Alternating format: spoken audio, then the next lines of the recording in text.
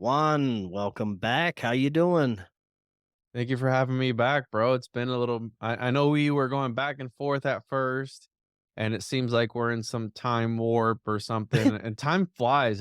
Is it me or is time just like speeding up Yeah, and just everything is going? speeding up, dude. It's crazy. I don't know, man, but I am just stoked to have you back. I am ready to get super weird. And based on your talking points, we're going to get super, super weird.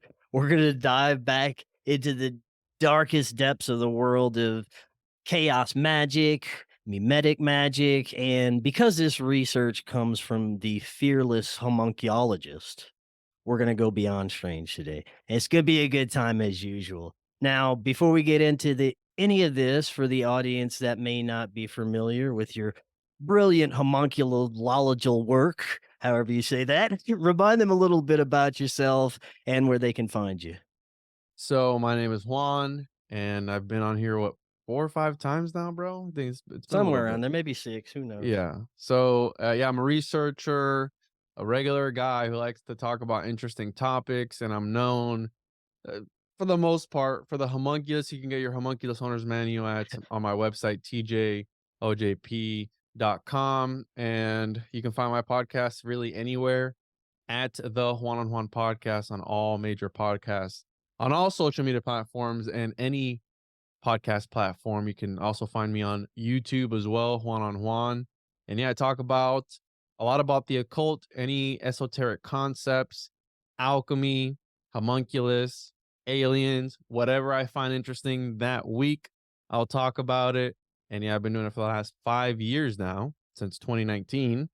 And yeah, dude, I'm ready to get weird today. I know you had shot me an email. And you were like, "Hey, what have you been looking into lately?" I was like, "Well, I've been looking into a lot, so I'm ready, bro." Yes. Yeah, man. It got my etheric nipples hard just to look at the topic. So can't wait to get into this. First thing, man, mimetic occultism. I learn something from you every time you come on. This is something that I'm really not familiar with. Break it down for us. What is this? So Memetic occultism, I wanna say it's the guy's name is Sticks and Hammer or 666 on YouTube, I think. I learned about the concept, the word through him. I think I don't know if he coined it, but I recently covered, right, there's talks of Pepe the Frog and all these different concepts you have. Trump perhaps maybe being a sort of chaos magician. Now, chaos magic is Mhm. interesting. So, mimetic occultism, what it is, it's propaganda that is meant to invoke a deeper feeling. So, it's supposed to appeal to the soul. And this is any advertising, this is anything that really speaks to you on a subconscious level. It's in my opinion, it's even deeper than regular advertising where you see it. But they're working with colors, they're working with images that are working in the background. Collective conscious, subconscious, the dark self, whatever you want to call it, right? Something back in there. And memetics is the spread of information. So a meme, an internet meme, right, to be distinguished, an internet meme, in my opinion, which we can get into it, is the evolution of the magic square, if you will. And so a meme is the smallest form of information. Memetics is the spread of information. So memes, new pieces of information are injected into the collective and they spread. And if you think about a meme, when a meme goes viral, right, the word viral, almost like a sort of parasite or a sickness or something viral when you go viral. Well, in my opinion, I think it'd be a lot easier. Let's say that the world is run by occultists that are maybe lizard people, maybe not, right? Who knows? Maybe they are, maybe they're not. But let's say that it is run by occultists and they're injecting constant information and constant ideas. Well, in my opinion, it's more effective if it is mimetic in nature. And by memes, I'm talking about sigils. And this is where chaos magic comes into play, where chaos magic is a almost like an open source system, if you will.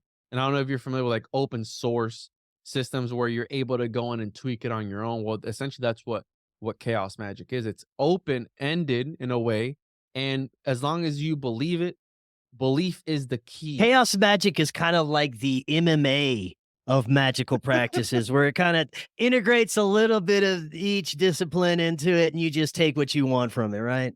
Pretty much, and that's where again, that's where you get Kenneth Grant's work where they incorporate again, dude, I'm a weirdo, so I love Lovecraftian stuff.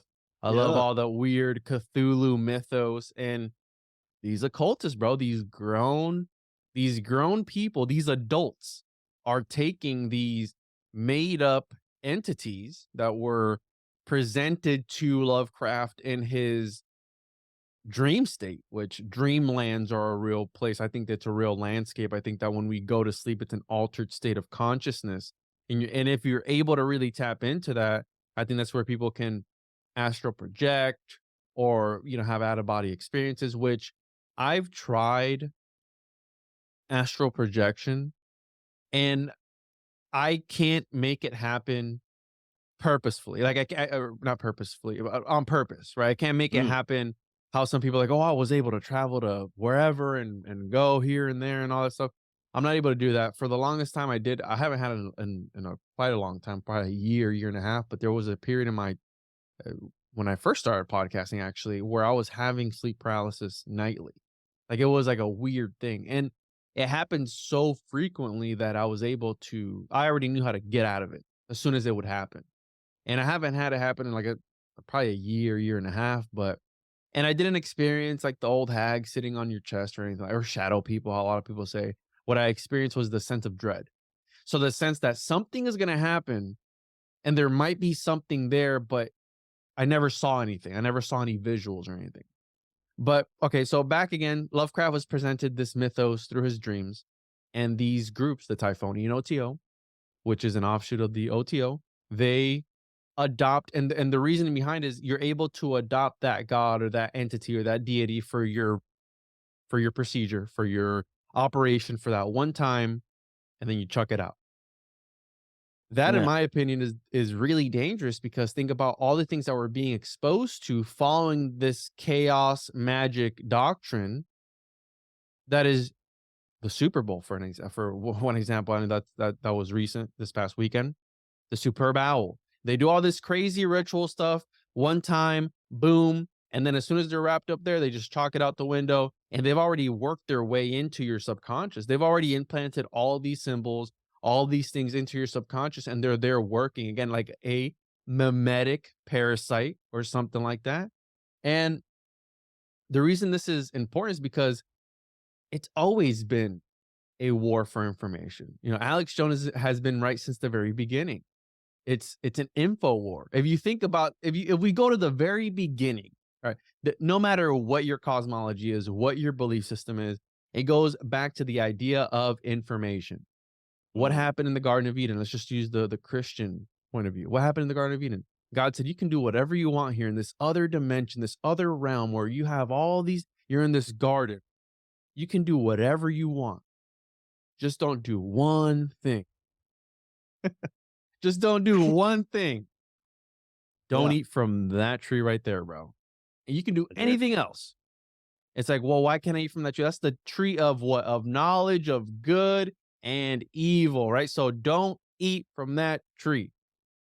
And once they took the first bite from well, we always attribute it to the apple, right? It's never specifically said it's an apple. They say it's a fruit. They don't say which fruit.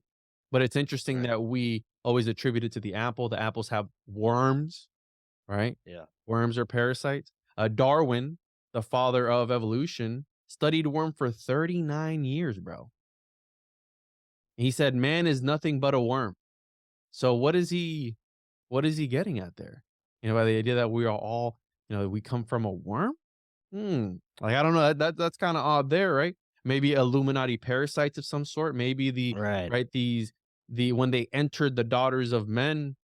Maybe it was a sort of possession or parasite, if you will, right? Because we always think like, oh, look at these Nephilim with their huge Nephilim dicks, inserting themselves into these women. It's like, what if it wasn't like that? What if it was more of a possession type of thing, like Twin Peaks? Possession doesn't discriminate.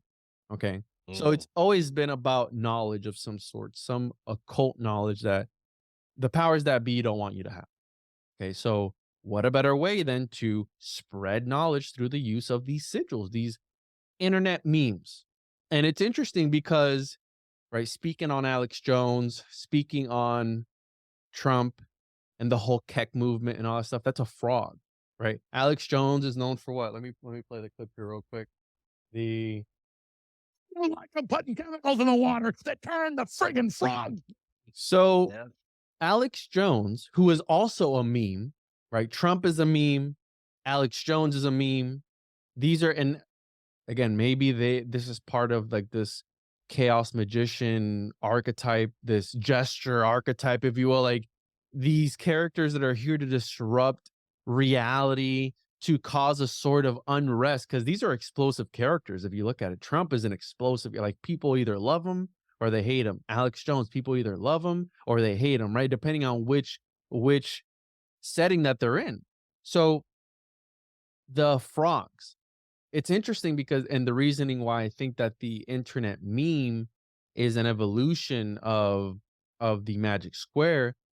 The first magic square was introduced to the emperor on the back of a turtle shell. Okay. And this legend goes back, I think, to like somewhere BCE. And this emperor was sitting next to this body of water, and this turtle floated up. And he saw on its back, right, this square. And magic squares first started with numbers, right? So you have the Pythagoreans. Numbers have always been giving this, right, this mythesis, this mystical view, right? Numbers, the matrix, they kind of sort of control reality. Everything's mathematical, the Fibonacci sequence, all these different things. And then there was an evolution because the magic square went from letters, from numbers to then letters. So you had letterism introduced there. You had the idea of charging it with sigils, words, right? Grammar, grimoire. It all comes from the same place. When you're casting a spell, you're spelling things. It's a vibration. Even if it's not right. I think that writing is a sort of divinatory device, which we're gonna get into some chaos magicians who believed that exact thing and they used it. And so the evolution of the magic square, you have numbers, letters, letterism, and then in my opinion, it's shifted over to, right, more of a pictorial magic. Because as a kid, when you pick up a book, or when we were kids, I remember I would always pick up a book and I'd go straight to the pictures. If a book didn't have pictures, I wouldn't look at it. So even a child knows to open up a book and look at the pictures. And why is that? Well, Paracelsus in the 16th century, when they were talking about pictorial magic, they understood that pictures had more of an effect on people, a longer lasting effect than text did. That's why in these cathedrals, they painted all this iconography and these symbols, okay? Because they had, on the lower class that couldn't read, they had what? They had to look at the pictures. And that to them was their divine experience, okay? And here you get into simulacra and simulation, where the worship of the image comes into place, where people start worshiping this statue of Jesus as if it were Jesus. Well, that's not, that's a representation. That's a simulacrum of the deity. Doesn't necessarily mean that it is. But in today's time, I mean, people are, right? And so you have the idea, you have the evolution, and I think that it's centralized itself and landed. I think there's a simplification of this magical system. And that's, again, that's dangerous because that gives them that much more reach and accessibility to the general public than they normally would. You don't need to be dressing up and doing all the ceremonial stuff, which they still do, like the Super Bowl and all these different things, right? They still kind of sort of do that, but now it's like it's a dumbed down version where it's much more simple and they can access people quicker. Memes. Everyone collects memes. It is. It's kind of like an evolution in a way, even though it's more simple. Like you said when we first got on, everything is seems to be moving faster in all aspects of our reality, including, of course, this technology, which is advancing exponentially as we see it unfold. And the advent of the memes and the emotion and therefore the reactions that these Yes. memes are causing is becoming more exponential, and the outcomes are going to become more exponential, and they're going to advance, and it's to become bigger and bigger of a thing. And it's so interesting to see how it evolves and how when we become more aware of it, how it interacts with that awareness as well. And that's the tricky part, right? So I mentioned the animal aspect of it, and the reason why it's interesting, the whole Keck, which was a whole thing. And I don't know if you remember the documentary with Shia LaBeouf. I think it was "He Will Not Divide Us." I think it was, and I didn't see that. what's you gotta watch that documentary, bro. It's Yeah, wild. But Keck I was one heard of those about it. things where you have the frog symbolism, right? And allegedly, that's connected to this god of chaos in the Egyptian pantheon. But there's something how you're saying interacting with the thing and how it becomes alive in some sort of way. And if you really look at that, like information, it is a sort of life form. And that's essentially right. We're gonna get into now you just like opened up the floodgates. Where if you look at the idea of the Gnostics, right? Speaking Yeah. of Christianity, all this stuff, the Gnostics, according to Dickian Gnosticism, was that they were in touch with in the first chapters of the Gospel of John, the word became flesh and dwelled among us, right? People say, oh, that's Jesus, whatever it is. Well, in Dickian Gnosticism, that was the idea that the logos was a sort of parasite. Mm. And once you came into contact with it, you were forever, I don't want to say infected, but you were changed by it. And the reason that the Gnostics were knocked out and wiped away, because usually these groups that are speaking a sort of truth, even in this community, I'm not going to call it community, but in this realm, this sphere or globe of things, just to piss some people off, they, they're we always talk about being shadow banned or taken off X platform or whatever other platform because we're speaking something that the powers that be don't like. The Gnostics were speaking against something that the powers that be didn't like at the time. Now, mainstream history will tell you, well, they were heretics. The church didn't like the heresy or the blasphemy, so therefore they wiped them out, right? Because they needed this canon, they needed this cosmology to be solidified. Well, according to Dickian Gnosticism, he believed that they were in touch with this logos, the living logos. And he's got a name for it, I forgot the name of it. And if you want to learn about this, just read Valis by Philip K. Dick. And this helped push the Gnostics into the next evolutionary phase of humanity. That so the Gnostics and the alchemists, because it was coming out at the same time, they were trying to push human evolution to the next step through the interaction with this information. And that was the whole Nag Hammadi Dead Sea Scrolls, where that information was frozen in time, and that's why it was hidden. And whoever interacted with that information was going to get this revelation of wanting to, again, push humankind forward in this evolutionary scale, whatever it was. And that's what the alchemists were trying to do with all these elixirs. And there's stories of these transmutations of where, like, they were drinking these concoctions and their hair was falling out, their nails were falling out, their teeth were falling out, and they were in some stories, they grew back their nails, they grew back their hair, and they were renewed.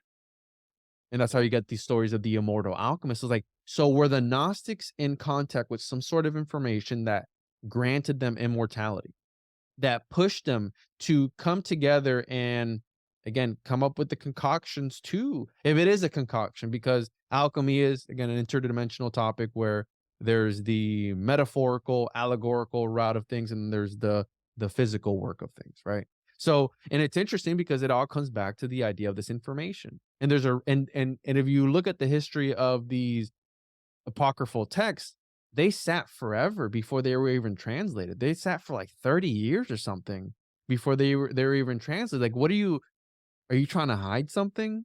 And that's why you waited so long for them to be translated? And what was all that pushback? And if you read John Marco Allegro, he was one of the guys that helped translate those texts, but he was also talking about how there was like a pushback to translate them. It's like, what were they occulting from the public that they didn't want them to find out? Now, again, that's this Mm. whole speculation that could be considered a conspiracy, but we're going back to the interaction with some sort of living information, if you will, right? Something that is moving. And I've heard it put before that the occult, this phenomenon, when you're looking at it and you think that you're figuring it out, it'll morph right in front of you. It'll change right in front of you. And so this is where the familiar aspect comes in of the animals. So you have Alex Jones talking about the frogs, right? Well, Yeah. you have Keck is a frog. The first, and again, there's a whole bunch of other examples I can't remember right now, but the first magic square was introduced on the back of a turtle. And the reason for this being is because shamanism plays a role into this whole aspect of things where the simulation, if you will, talks to the shaman in the form of these different familiars or animals or entities or whatever it is. And I'm sure that you've experienced something like that, talking about your dogmen encounters and your Bigfoot people, like there's something to that where maybe these entities, that is dogman or Bigfoot or whatever, are, again, I'm not gonna go out and say that they're trying to present some sort of esoteric information to people, but have you heard anything about that? Like Bigfoot trying to relay some Dude, yes, I think I th this is gonna get us, man. This may take up the rest of the show here, what we're about to get into, but there is layers of our reality. There's the physical layer, which we interact with, and there's something beyond, and I've had plant medicine experiences recently where I was shown this. The layers outside of ourselves are not only what we interact with in the spirit world, but archetypes, thought forms, egregores, things that we collectively created throughout our history that floats around in these astral realms and has some sort of intelligence, and we're able to interact with it in some way. Well, put that on hold, keep that in mind for this next part that I'm about to get to. What we're seeing right now and what's happened throughout modern history, anytime there's a movement for the people, something that seems good for humanity, the peace and love movement, the hippie movement, the truth movement, they're all eventually co opted, infiltrated, and steered in a completely different direction to have a different desired outcome. Now, you mentioned Alex Jones, some of the other bigger players, Tucker Carlson. Could it be possible that these players are being reinserted into our communities and propped up once again so that they can steer us and once again create culture, this time conspiracy culture, Mhm. and steer it in a direction to where it'll be more beneficial for those in control of it. And that goes back to these archetypes we're talking about that may in the spirit world have a different desired outcome for everything that's unfolding, right? Yeah, and it's interesting, right? Archetypes, archons, right? The Gnostics were talking about the archons and these forces that were trying to manipulate humanity into some other, keep them compressed in this false matrix, if you will. That's the whole Yes, Gnostic anything to keep cosmology. us from becoming too aware of things, Mhm, right? mhm. Which, again, some people will listen to this, and I don't know if I've made any sense since we started, but some Yeah, people will man. Makes li sense to me. listen to this and be like, "No, this is all nonsense." But think about it. Back then, okay, and by back then, let's go to an example, and you can read about this in there's a book called Architect as Magician, and I forgot the gentleman's name. His name was Albert, Dr. Albert something or other. Anyways, I'll find his name later. But in this book, he goes and he breaks. I've always been fascinated with the idea of magic, and not magic in the sense of like abracadabra type of stuff, but magic in the sense of let I think it's been dogmatized, if you will, or tainted the word magic because people think of Harry Potter and all this stuff, or even Crowley. But even Crowley, even though I hate him with all my being, I think he contributed some aspects that are beneficial. And that's why, and this is why I read all cosmologies and I want to understand everything from all perspectives. And I do have a Christian background and I do reserve my own beliefs, but I'm open enough to listen to people who have opposing beliefs than other me. And magic in the I'm talking about magic in the sense of putting yourself in a state of mind. Mm. Okay. Now, some people say, "Oh, you're manifesting when you put yourself in a state of," call it whatever you want to call it, putting yourself in a state of mind to bring forth a change.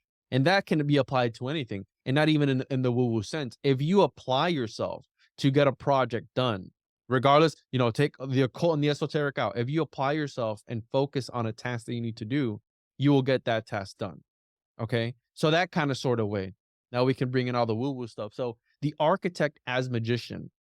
at the very beginning, he's talking about the power that the architects had back then.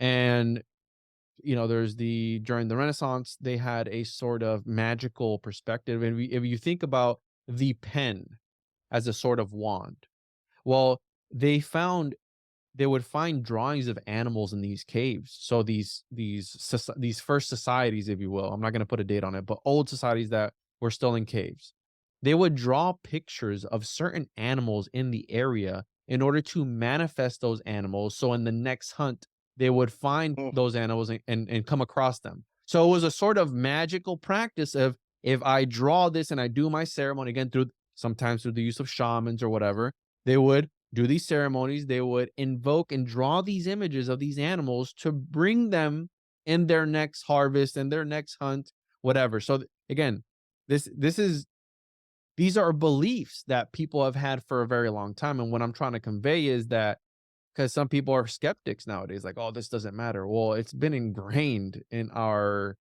history, in our humanity since the very beginning. There's a reason why all these gods and goddesses exist, even if they're all fake and gay, or they're part of these archetypes or part of whatever, right? There's something, how you mentioned, there's layers to this reality. And I think that some of these symbols or icons hold that key. Now, some people say it's all astrological. Could very well be all astrological. Who knows? But there's a reason why these symbols exist. And I think that there is a layer of reality that can be manipulated through the use of the mind. There's a reason why they want, right? They just started the newest Neuralink human trials. People are freaking out because everyone's wearing their little goggle, Apple Vision, whatever, and people are going around driving cars with this thing on. So they want to put us into they want to overlay another reality on top of Yeah. our reality. And by the time you know it, you have these goggles over you. Now I'm in another reality. And while I'm this in reality, I play a game. I go into VR chat. That's another reality that I'm going into. So they're like the Russian dolls are, nested dolls, where it's homunculus all the way down, turtles all the way down. It's, the dolls all the way down, if you will. And so you have this idea of, all right, so interacting with the information. We've talked about it, the shamans, and these new concepts, according to some, they're introduced into society by these familiar spirits, which take the form of animals. And it's very funny that, to use Alex Jones again, which I 100% agree with you, bro. I think that some of these people in this community, not community, this space, Even whether they know it or not, maybe they're not even aware, but something, some energy, some force is uh, propelling them to do so, you well, know? think about it, Chris. Think about it. Alex Jones is a character. If you think of Yeah. any actor is invoking something to go into them. You can't tell me that Alex Jones is like that 100% of the time. That dude's a character. You know Yeah. what I'm saying? Like, they're invoking something when they get in that state of mind. And even dude, even I do it. When as a host, you need to host a certain type of way. And so, not that I'm a different person, but I do act differently. We act differently when we're on here. You know what I'm saying? Like, we have to make it entertaining for the people. So there's a certain I way you have to. consider it almost channeling certain types of energies whenever you're in a state of mind. A flow Whenever I'm state. trying to be creative in certain ways, if I am like concentrating on doing that and things that I've done in the past and trying to think it over too much, it doesn't work. The energy doesn't flow. But if I just let Yes. myself connect to something, it's like it's still me, but it's more of a free flowing thought Mhm. process and creative process. Absolutely. And I wouldn't call it channeling. Me personally, Chris, Mm. you know, I want to keep my butt out of stuff. I don't like these interdimensional entities trying to crawl up in there. But I get what you're saying Right. when you're in this Right. when you're in this flow state where things come.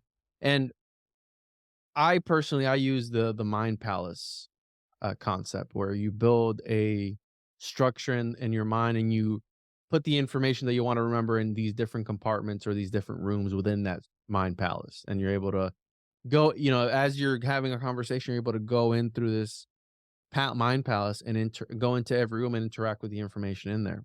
Now, Mm. that's a memory technique, right? If you will, that people have used since for a very long time now. But the idea of information, right? One interesting concept that to bring in the the letterism of it, right? we talked about Lovecraft, we talked about these entities on the other side, rather than the archons or whatever they are. Mm, These things are that, because you bring up a good point where do these people know that they're interacting with something, or something is interacting with them? How that one, the story how it goes, are you meddling with Goetia? No, I'm not. And then the guy answers Crowley like, well, Goetia's been meddling with you, type of thing, like, haha, like reverse card. Here's my trap yeah. card. It's like, oh whoa. So I think that there is a lot of reality that's like that, where there are things outside trying to influence the people here. Okay. Because look at King Charles. You think King Charles knows all the stuff that we talk about, bro? You think he knows about Dog Man or about Magic Squares? Hey, maybe he does. Maybe Maybe. who knows? Maybe he does. Maybe it is like the Squid Games where they sit behind this glass and they make people fight for the money, and they put these masks on and they do all these other heinous stuff behind the scenes. Like, who knows, right? But the the idea of letters. So there's a reason why they want to separate us. So we talked a little bit about Magic Squares, the evolution of the internet meme, which, how you said, invokes a feeling in people. It can either make you laugh, it can make you angry, it can make you sad, and all it is a picture and some text. That's all it is. That simple is it, and people collect them. They collect them like Pokemon. You got to collect them all. It's like, how many memes you got on your phone right now? I know people who would delete pictures and video and stuff to get more memes in their phone. They want more memes. So again, it's something weird about the meme. And letters. I recently did an episode on geometry for accessing intermediary intermediary beings. Now, if you look at, they want to take us away from what? They want to take us away from writing. Mm, I don't how much mm.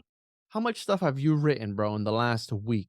Okay. Today's Well, Thursday. I am very conscious to write. I have a notepad and notebook during every show, and I'm constantly writing notes during every show. So at least I'm doing that. And when I'm writing pieces for my films and stuff, I always try and use a notepad and pen. So I try and stay connected to that, Oh, well, you're a bad example then, Chris. But anyone else listening right now, think about the man. last time you wrote something, right? When Yeah. they taught us cursive in school and all that stuff. Well, to me, they want to push us more into this electronic age by Yeah. typing away. Everyone's typing all these symbols. If you look at it, letters are geometry. There are lines, there are dots, there's things that were created. Now, if you think of a grimoire, which is where the word grammar comes from, well, it is the use of grammar in this grimoire that outlines these recipes, these magical operations. Okay, so there's something to be said about that. And this can apply to any language. It's the geometry that you're using. Look at John D. Edward Kelly. They were using geometry to invoke these entities on the other side and to talk to these entities on the other side. Now, there are writers such as William Burroughs that use writing as a sort of divinatory device. And I recently talked to a William Burroughs esotericist, Tommy Cowan, who's written about William Burroughs using the cut up method. And the cut up method is a method that is used by William Burroughs. The other guy's name is Geisen, and I'm sure other people have used it too before. And what it is you take a written text, you cut it up, and you form new sentences out of the already written pieces. Now, the reasoning that William Burroughs used this was because he believed that, well, he believed a lot of things, but one of the ones was that he was being haunted by a demon since he was very little, and he was very close to possession. So he was trying to fight possession. Another one was that if the demiurge has already written out reality and already knows everything that's going to happen, will he know if I'm taking this text that's already been written? Has he predicted the random sequence that I'm putting it together in? So he looked at it as a sort of glitch in the matrix, in a way to get for lack of a better term, get the demiurge off his track so he wouldn't kill him in the end or whatever it was. And so he uses this in his writing. And if you read his writing, it's very discombobulated, right? Naked Lunch. It's incoherent. And the reason was because he was using this cut up method. Now, the interesting part about that is that when you're reading this, I don't know if you've ever read a book where you're reading, your mind starts to wander. You start to remember, you go, damn, I got to read that again because I completely missed these 2 paragraphs I just read, I got to start over because I don't remember anything. Well, that Yeah. writing is meant to do specifically that. But it doesn't stop there because it's meant to put you in an altered state of consciousness and transport your consciousness to somewhere else because the story will stop to make sense. And then you're dropped off somewhere in the story where it starts to make sense because he's either stopped the cut up method and now you're in this other realm, this other state of. Now, the reasoning why he used this in his writing is because, and you can look this up for yourself, he wanted to obliterate the consciousness of the reader. And mind you, this is one of the most well-known chaos magicians. Okay. William Burroughs, which if you read his work, again, it's one of these characters where you don't know why they're famous, but they are, and their work is very disgusting, right? But again, Huh. some people say that about Crowley, like, oh, it's disgusting on Yeah. purpose. It's disgusting to get you off the track. So it weeds people out. It's like, no, it's garbage. Like a lot of it is garbage. But Mm. the people will gaslight you into believing a cosmology by making you believe that you're not smart enough to comprehend said cosmology. It's like, oh no, Chris, you're just not smart enough to understand and grasp the wisdom of this story. That's why it doesn't make any sense to you, bro. It's like, no, if I think something is dumb and I think if I think something is fake and gay, I'm gonna tell you it's fake and gay. You know what I'm saying? Like, I don't care what you got to say about it. But this guy was using that method to, one of the reasonings also that he had was he wanted people to fight. And this blew my mind when I learned this. And this was on the episode I did with Tommy Cowan, which is not out yet, but he talked about it because he wanted people to help him fight his inner demons in some sort of weird way. Right. And he also believed that by writing something out, the more detailed, the less the thing that you write about was going to happen. Now, the reason I say this is because there was a murder that happened between him and some friends. I'm talking about William Burroughs and somewhere else. And you can, again, you can do your own research on this, people listening. But they wrote a book on the murder that happened.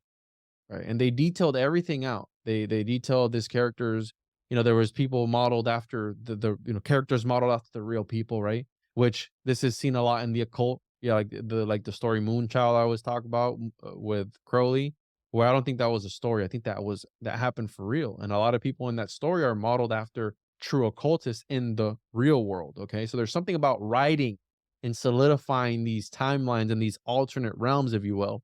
So they write this story about the murder of their friend, and the character in the story goes to jail and all this other craziness. Well, he believed that if they were able to write this story out, they would somehow skip out from having to go to jail for that murder because they use this writing as a sort of way of getting out of it.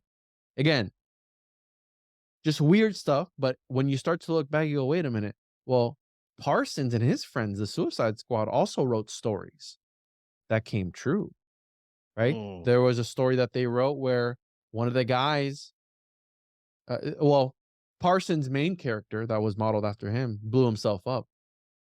Well, it turns out that Parsons also blew himself up. Like wait a minute, one of the guys was extradited to China. Well, it turns out one of the guys was actually extradited to China and became the dictator or communist leader's main guy for rocketry at the time for missiles. It was like Mao or something, like some crazy, right? So they had written a story about it. So these occultists are using these stories or grimoires, if you will. Again, it goes back to the use of these books that lay out magical operations through the use of grammar. So you need the words in order for you to have the operations that you need to do. You know what I'm saying? So there's a link between, and this has always fascinated me, where there's books that have resonated throughout reality itself. And by that, Mm. take any ancient scripture. Let's talk about it. And again, I'm not trying to say this to disprove anyone's cosmology or anyone's beliefs, but a lot of these main The most major religions, they're all propped up by what? By writing. That was very old. That's that's it. What else we got? You know what I'm saying? Like, tell me what else we got. They're all goes back to literature, It to does, but grammar. think about this. In our modern times, now we have cinema and film and symbolism that we can actually take in with our eyes to perpetuate this There you information go. and the flow of information. So we're in a whole new era of magic now. Well, that's the evolution of the magical system. Okay. So if Yeah. you think about it, I always wondered, right, in 2020 when that thing hit, Mm, why, what became a meme stock? Well, GameStop became a meme stop, right? A meme yeah. stock, right? Yeah. I made a bunch of money off of that. Also, what became another meme? AMC became a meme stock. Well, what's Yeah. AMC? AMC are theaters, right? We kept the theaters afloat when everything was shut down. Now, during the Great Depression, which wasn't great at all, in my studies of zombies, which during the 1930s was the first depiction of the zombie. White Zombie was the movie. It's very, very racist too, the movie. But point being that a lot of things were born during the Great Depression. King Kong, White Zombie, Dracula, what else? A whole bunch of other stuff. A whole bunch like the werewolf movies, Frankenstein. The Hollywood pantheon was born during the Great Depression. I go, that's interesting because why is it that during this time where there was this contagion that spread throughout all the markets, that's what they called it, a contagion. How is it that they were able to come together and make all these movies? Where was the money coming from for these movies? Well, it turns out people were going to the movie theaters for a form of escapism. People's Mhm. lives were such garbage that they were going to the movies to live the lives of the characters that were being portrayed in these screens. Well, and it doesn't stop there. If you look at the idea of a cinema, a movie theater, well, not only is it a simulacrum of a cave, which we know secret societies use caves for various reasons, right? It represents the womb. But also, I even had Jay Widener on tell me that, as a director, the use of cinema, the use of these movie theaters is a very potent and effective form of MKUltra. Mhm. So think about it. We go voluntarily, usually at night in the dark. Ooh, very secret society. That's right. You're going in there and you're getting flashed essentially a bunch of sigils in continuation with one another right in front of our eyes. Yeah. Everyone was freaking out recently with the Leave the World Behind movie with the Obamas. What a bizarre movie. Mm. You know what I'm saying? Like I everyone had was a frequency expert on that said they had some sort of subsonic frequency yes. that was overlaid to the background of the music. That's crazy, man. I had somebody call in to my show and tell me something about that I had 7 different tracks or something, one of them being Yeah. a sub hertz or something or other, where they were using again and it all goes back to, in my opinion, the use of frequencies. Nikola Tesla, think of in terms of vibrations and frequencies, and maybe, dude, maybe, who knows? Because I'm a skeptic too, bro. Like I'm a Mm. skeptic, and that's why I do all the research that I do because I am a skeptic. So I want to figure out the truth through the research.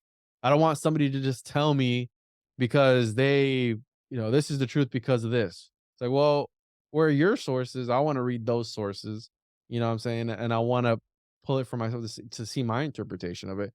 And so some people say no. I had a person that I know doing an interview with the ex-son-in-law of Anton LaVey.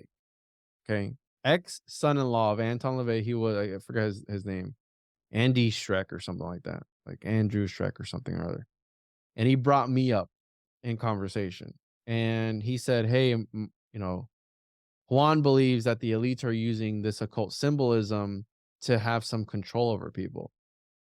and I got called an idiot indirectly by the ex-son-in-law of Anton LaVey. He didn't say Juan is an idiot. He said it's idiotic to think that the elites would use this symbolism to exert some sort of power over the population. It's like, wait, what? Like ex-Satan is saying that no, we don't they don't. If I was an elite and I was in the know, I'd be like, yeah, of course that's fake news. They would never do that. They would never use this symbolism to exert some sort of power over the population. Like, no way, that's idiotic. That Juan guy's an idiot. You know what I'm saying? Like, that's a dumb way of thinking, which, sure, some people are anti-conspiracy, anti anything.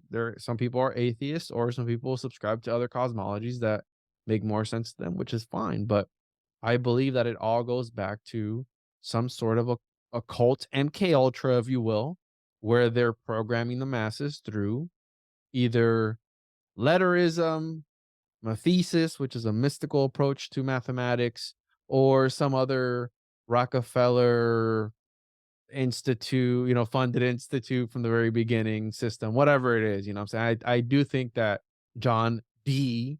Rockefeller was in the know about some things. I mean, there's a reason why he picked his house, the cottage at Jekyll Island, on top of the old sacrificial mound. I'm sure that's just a conspiracy too. It's like, well, what was birthed there? Oh, the creature of Jekyll Island. When I first had heard about that, I'm like, "Oh, a homunculus, the creature of Jekyll Island." No, well, kind of, sort of. A Yeah. corporation is an artificially created persons through a group of people. That's the definition of corporation. Artificially created person, artificial created person through the use of a group of people. Put that in your pipe and smoke that, Chris. I mean, that that's the definition of the You can even word. take that to a larger scale. Look at Neuralink, artificial creation of a connected intelligence, possibly. I don't know anyone who would subscribe themselves to that. Again, I think you'd really have to be some sort of an idiot to do that to yourself.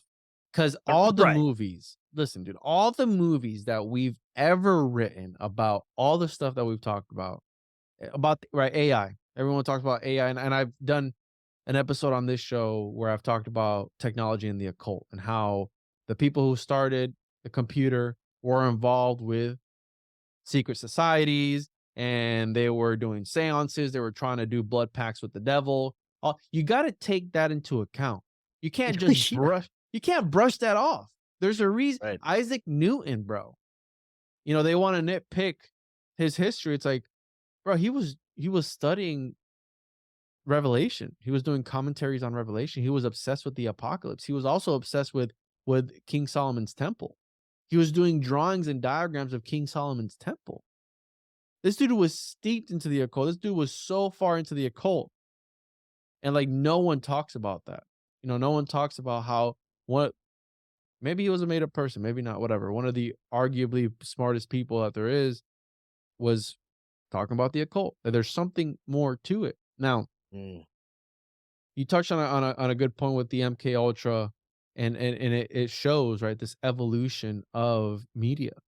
First we had books, then we had the radio, and I think that audio is more powerful and more potent than video. And the reason for that being is because with audio, you could quite literally do anything. You could take the person's imagination and put it anywhere you want. Look at the War of the Worlds skit that they did one time. I think it was in the early 19 something, right? Where people were calling in because they thought that there were really aliens trying to take over the world. And it was a drama that they were doing. It was a show that they were doing. And it's like people believe that. Unfortunately, there's people who would probably believe it even to today if that same thing was to happen.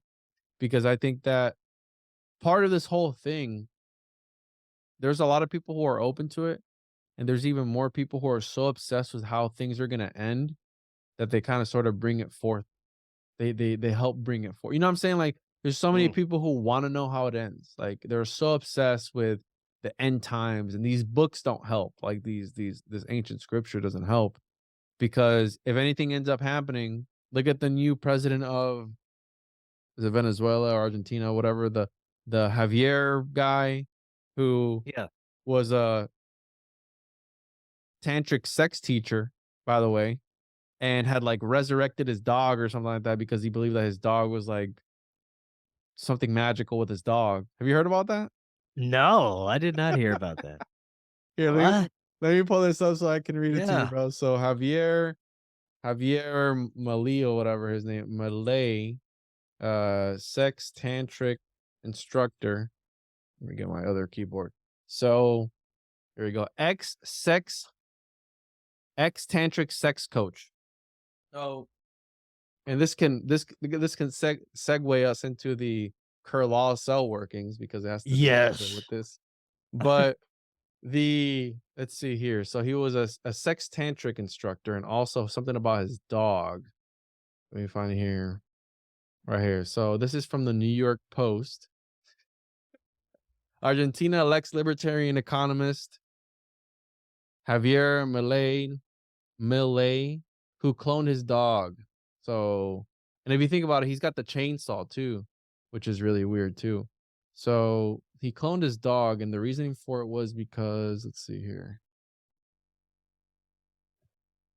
Let me see if I can find it. Anyways, he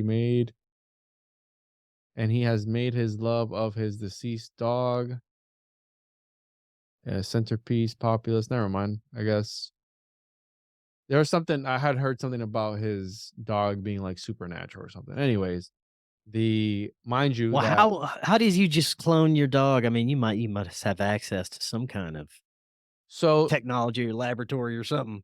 all right here, a previous career as a tantric sex coach and a ghost dog he chats to for Ah, there it advice. is. There it is right there. This is from the Daily Mail. So you can pull this up and fact check that. But it's interesting, the dog. The Yeah. dog in the Faust story, right? The Faustian Pact, which I think we all have as people, this idea of, right? It goes back to knowledge.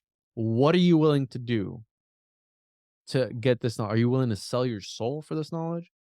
And in that story, Mephistopheles presents himself as a dog. Dogs have go talking about this idea of these familiar spirits, these animals presenting information to people from the other side. Dogs have an interesting history in the occult. Some people say that tormented souls come back as dogs. People who die a violent death come back as dogs. There's a reason why dog is God backwards. I mean, that's a thing too. I've also heard that put. I'm not saying that Yeah, yeah. God is a dog, but again, there's something to that, right? And also the concept. I think if you look at all these elites that have dogs, and also I'm pretty sure Trump hates dogs, doesn't he? Hates dogs. Oh, I don't know. I don't know about that one. Trump hates dogs. Yeah, he does. Here's what that tells us about him. So he hates dogs apparently. I don't know why, but maybe it's because he's Man, that's anti-Satan. a red flag for me. I don't know anybody who hates dogs, but Well, you have Joe Biden with a black shaggy dog too, I think it was, and it just so happens to be that no, Joe Biden's dog is not a black shaggy dog, it's a German Shepherd. But in the story of Faust, Mephistopheles is a black shaggy dog. So anyways, familiars, animals, and the occult, it is a thing. yeah. Oh There's a yeah. reason why what was it Salvador Dali walked around with an anteater, bro? Salvador Dali anteater. He walked around with a freaking anteater, bro. Yeah. Yeah. So That again, dude was crazy. interesting stuff. So the tantric sex magic, right? The idea of using sex and magical rituals. I mean, this goes back to Crowley, Parsons, Hubbard, and this thing I learned of recently, which was linked to. I cover a lot of Florida history, and I think that there's something very special about Florida, not because I live here or because I've been a Floridian all my life, but there's something occult about Florida. And I've covered this in various episodes, but we recently had the Miami Mall incident Oh yeah. with these Miami Mall monsters that people were freaking out about. Some people were saying that they were aliens. Some other people were saying that they were right shadow people, whatever it was. Mhm. I did an episode on Tony Merkel's show with Isaac Weishaupt, Joe Thomas, Justin from Cryptids of the Corn, and obviously Tony himself.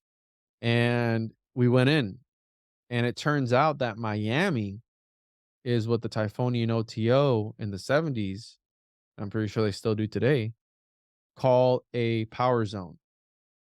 Now, a power zone is a place where you're able, and mind you, the power zones shift depending on the astrological alignments, the seasons, all that stuff. These, I believe these, and it makes sense, right? The 12 vial vortices that Ivan Sanderson talked about were these portals around the world, the Bermuda Triangle being one of them.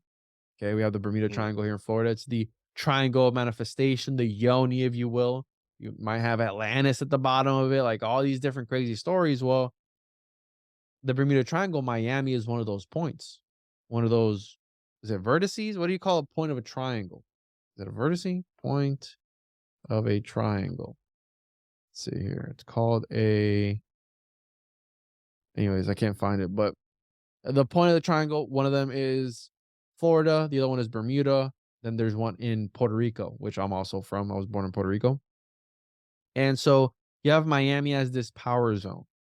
It turns out that in the 1980s,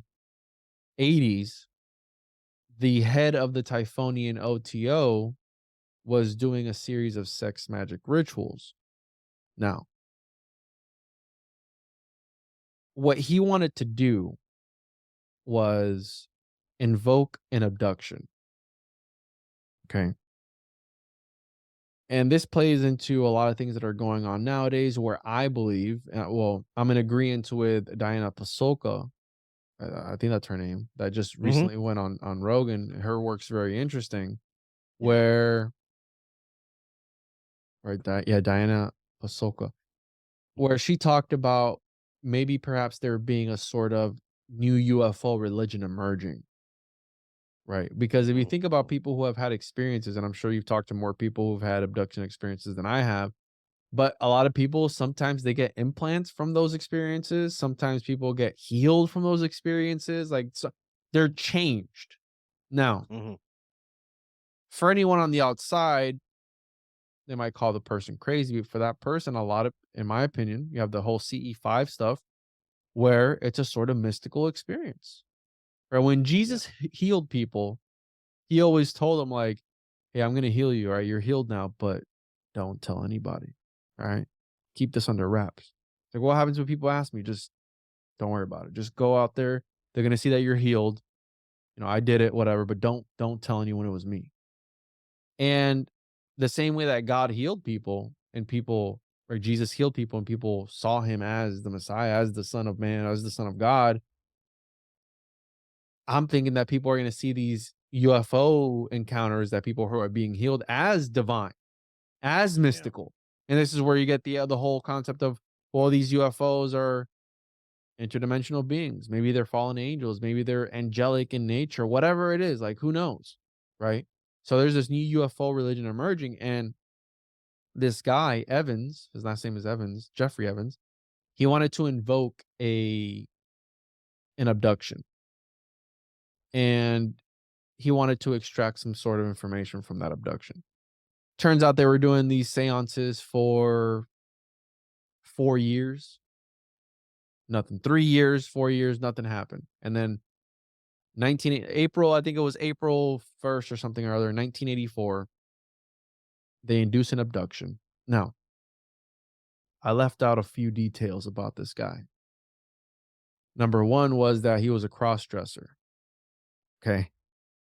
He was, which is fine. You can be a cross dresser if you're listening to this. I don't judge you. You do what you do. But his wife was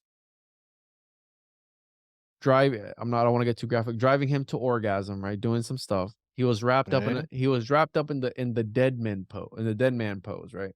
Which is the typical, you lay on your back and, yeah, like mummies, right? So like a uh, mummy. oh, And man, so he had some body parts exposed and she was massaging it with this magical wand, if you get my drift, right? As I she was pretty much edging him into, because it's all about the orgasm, about driving yourself to the point of orgasm. And what they believe is that at the point of orgasm, you connect with the universe, if you will. There's a veil that is dropped, and for 1 second, you're able to project your desires into the collective, leave it imprinted in on the other side of reality, and then when you come back down from the orgasm, that is imprinted into whatever other place that is, and once you forget about it, it comes true. Okay? That's essentially sex magic in a nutshell, using the power of the orgasm as a sort of technology, if you will, whatever. And there's Mhm. various different ways that people interpret that. That's just one way. And so he was able to achieve this altered state of consciousness where they induced an abduction and he was taken through the tunnels of Set. Now, the tunnels of Set are a concept in the Kabbalistic tree of life, where if there's a tree of life, there's a tree of death. And there's a reason why in Stranger Things, the portal to the upside down universe B, if you will, was on that tree.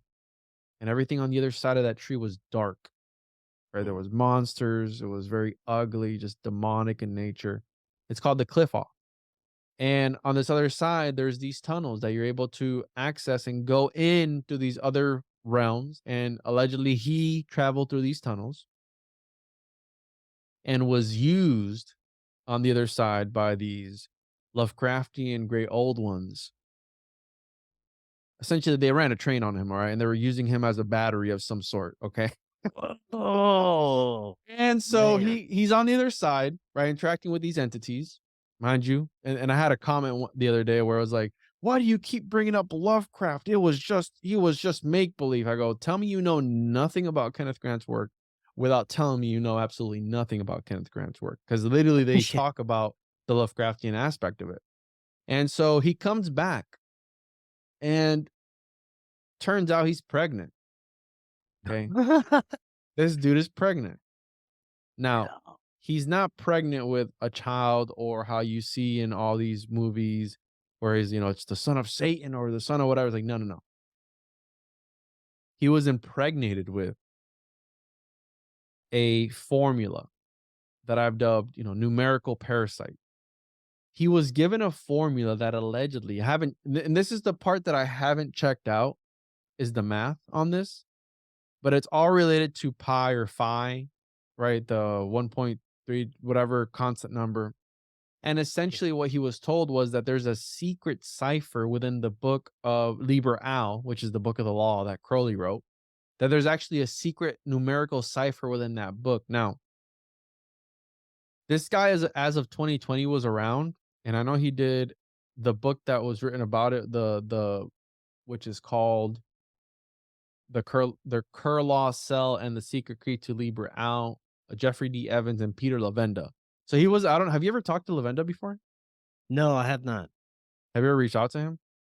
I have, don't know if I ever got a response or if it fell off or Maybe he doesn't anything like like you, that, right? but maybe. I don't I'd be know. interested to talk to him. It's worth another shot, though. Yeah, I'd be interested in talking to him Yeah. because he wrote this book with this Jeffrey Evans guy, and he explained it to him, and again, he breaks everything down in this book, but essentially what he was shown was a secret cipher within the Book of the Law, which is the book that the Thelemites use. I mean, that's like their Bible. That was the book that Iowas had divinated to Crowley in the pyramid, right? So allegedly there was a secret code in that, and what it showed him was that this phi or this constant number is a way of interacting in other dimensions, and that every single different god or goddess in the Egyptian pantheon has a different value, numerical value, right? And that what they were actually trying to portray was, again, a sort of formula that the Egyptians were actually hiding, occulting a formula by using all these different gods and goddesses. Again, it gets very crazy, but we're talking about grown people, bro, who are doing this behind closed doors, Mm. that they believed it to be true. And to them, it was true. And allegedly, the math checks out because Peter Lavenda talked to the guy and was like, "Yo, yeah, this looks legit. Like this." I haven't worked out the mathematical part of it, but there's a reason why they call Miami the Magic City. And not too far away from that mall monsters, there's various burial sites that they found bones on, bro, bodies, you know? So it makes me wonder how much of Miami, forget Florida, how much of Miami has been built on old burial grounds and what that does to the energy in the city, bro. You know what I'm saying? Man, last few minutes, let's close on this. I get this weird intuitive feeling that we're going to continue to see more quote unquote paranormal type of stories come out in the mainstream media and Yes. more of these strange events unfolding that will probably start off UFO, alien related. They may melt into something more metaphysical. I don't know, but I do get this distinct feeling we'll see more and more of this. What do you think? Well, hold that thought there, Chris, because wasn't it a day ago or a couple of days ago they were talking about an interstellar threat? Well, what if for Right. hear me out, hear me out, hear me out for 1 second, right? We can wrap up on this. What if space I'm gonna play this clip for you real quick. Space is fake and gay. Let's say that space is fake and gay for 1 second, all right? And the reason they haven't let go of that concept is because and from my studies, okay, for this is from my occult studies, space plays a very pivotal role in the occult. All these guys that I was just talking to you about relate to space in some sort of way. Some of them might be Mm, governmental assets. So there's the government aspect to it all that might be how we were talking about at the beginning, planting these ideas and these concepts in the subconscious or right, they're injecting the memes, bro. Memes, the smallest form of information. And they inject these memes into the collective to form culture. Okay. mm, There's a reason why they call it a culture, or when they swab something for back, oh, I'm culture. There's a culture. So think about that. yeah. You take information, you plug it in, and you form exactly what you were saying, culture. And I think that, yeah, absolutely. I think that it's gonna be. I think that outer space is another realm and a different realm where extraterrestrials are able to come through, and they are paranormal in nature. And I think that's where they're gonna head with it. I think that's where they're gonna go with it.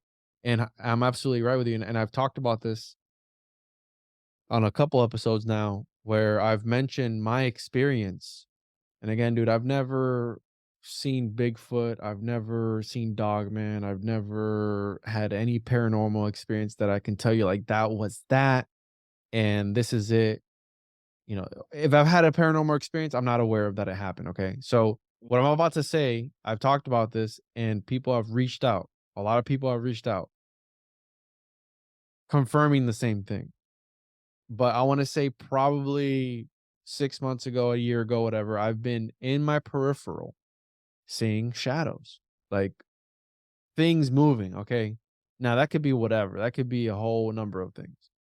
And when I first talked about this, I had a bunch of people hit me up like, "Yo, I've been experiencing the same thing." Well, it turns out the speed of light, that guy was on just on tinfoil hat not too long ago, speed of light is slowing down. So wouldn't it make Okay. sense that there's another layer to this reality that it say is in a different wavelength, frequency, whatever, that we're not able to perceive? If the speed of light is slowing down, wouldn't it make sense that they would be more perceivable to us? And if you think Mm, of like a peripheral vision, it's almost like a and again, I haven't done the research on this, but it's almost like an altered state of vision where you know there's something there, but you can't really register it obviously until it's in front of your face. So, with that said, maybe there's this blending of reality altogether, and we're gonna start to see more of that other side. Next thing you know, bro, kaijus are gonna start coming out of the ocean, and they're gonna start, like maybe that's why Japan had that Gundam, bro, getting ready for Hey, that man. for the kaiju wars or something. I don't know, man, but Yeah. yeah, Start seeing sky amoebas and shit. yeah, For dude. Yeah, dude, this is fun. We're in interesting times. I can't wait to see what unfolds over the next few years. And we'll be commentating on it. It'll be good times, man. I think the apocalypse is gonna be fun as hell, man. We're gonna have a great time during this I stuff. don't know about all that, bro, but sure. You guys, that's all about perception, man. All about Yeah, perception. yeah, definitely. No, no. All right, bro. I always tell people be good to one another. Obviously, firstly, do your own research. Be good to one another. Love each other. Don't be a piece of crap. And yeah, I'm here for a good time, not a long time. Yeah, and Yeah. this is fun, bro. Again, like Hell yeah. hopefully I made some sense today on this episode with It the made thing. sense to me, and that's all that matters at this moment. Later, we'll see what happens. But hell yeah, man, this was great. Before you go, remind the audience where they can find all the good stuff. tjojp.com. Also, chosenjuan.com for my newest comic book is dropping here soon. If you want to see Sam Tripoli, XG and Johnny are actually homunculus in this comic book. If you want to check that out, make sure to go to chosenjuan.com, tjojp.com for all my other links. And dude, I appreciate you having me on. And I think you're coming on my show next week. So Yes, sir. Looking forward to it. Awesome, man. Always fun. We'll do it again. And until next time, everyone, have an excellent evening. Let's talk again tomorrow. See y'all then.